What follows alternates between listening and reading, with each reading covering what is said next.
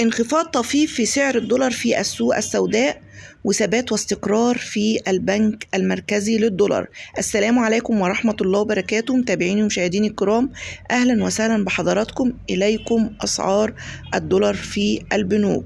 سجل الدولار في البنك المركزي 30 جنيه فاصلة 80 قرش للشراء، 30 جنيه فاصلة 96 قرش للبيع.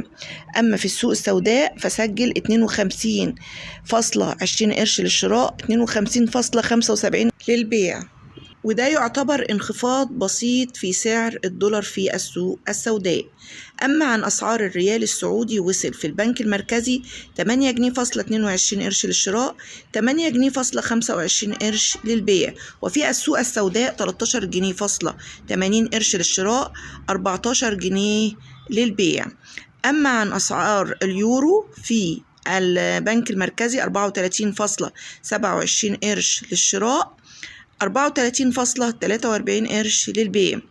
وبالنسبة للجنيه الاسترليني، وصل 64.70 قرش في السوق السوداء إلى 65.90 قرش للبيع.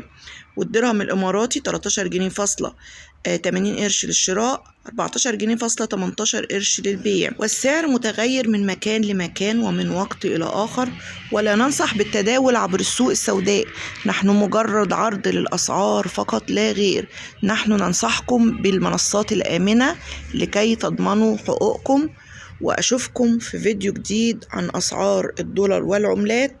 نتمنى لكم الإفادة من كل فيديوهاتنا، ولا تنسوا دعمنا للقناة. والسلام عليكم ورحمة الله وبركاته.